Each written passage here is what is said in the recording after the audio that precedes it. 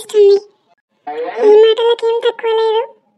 నిన్ను రోజు చూడాలనిపిస్తుంది ప్రియా, కానీ మన విషయం మా అమ్మకి తెలిస్తే చంపేస్తుంది. కాలేజ్కి వెళ్తున్నానని చెప్పి రోజు నువ్వు చేసే పనులు ఇవ్వ. ఉండు నీ సంగతి చెప్తా. కాంతం, కాంతం, బయటికి రా. ఏంటి, ఏమైంది? ఏదో కొంపలు మునిగిపోయినట్టు అలా ముట్టుకుంటున్నావు. నా ఆస్తి కాజేయాలని నా కొడుకుని వల్ల వేసుకోమని నీ కూతుర్ని పంపిస్తావా? ఏం మాట్లాడుతున్నావు? నీ కూతురు మా వాడిని మాయ చేసి ఇద్దరు చిట్టాపట్టాలు వేసుకుని తిరుగుతున్నారు.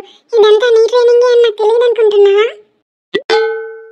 అవును, మరి నీకే ఉంది బోడి ఆస్తి, బోడి కొడుకు. నాకింకా అంత కర్మ పట్టలేదమ్మా. అమ్మాయికుడల్లా నటించకు. నీ గురించి నాకు తెలియదు అనుకుంటున్నావా? వచ్చిందమ్మా వయ్యారి. నా గురించి తెలిస్తే అనవసరంగా నాతో పెట్టుకోవు. ఏం చేస్తావు? కొడతావా? కాళ్ళు చేతులు విరగొడతాను. ఏది విరగొట్టు చూద్దాం. అయినా పిచ్చి గాని పెళ్లికి బిచ్చమ్మయ్యని నీతో నాకేంటి మాటలు? నువ్వేమన్నా తక్కువ? ఫ్రీగా వస్తే ఫినాయిల్ కూడా తాగుతావని అందరికీ తెలుసు. నీ గురించి ఎవరికి తెలియదు. రేషన్ బియ్యం కూడా ఎక్కువ ధరకి అమ్ముకునే నువ్వు నాకు నీతులు చెప్తున్నావా?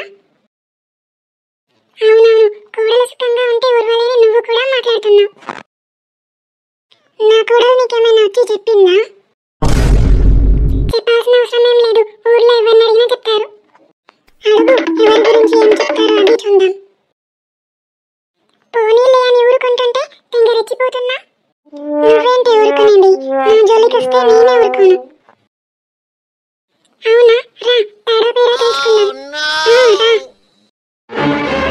ఇంక చాలు చాలు, ఎందుకు ఇలా గొడవ పడుతున్నారు?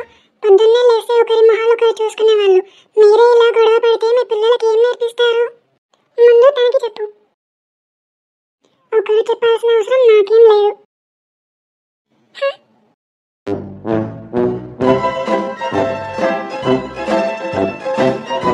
మా వీడియో మీకు నచ్చినట్లయితే లైక్ చేయండి, సబ్స్క్రైబ్ చేయండి. మరో వీడియోతో మళ్ళీ కలుద్దాం. బాయ్.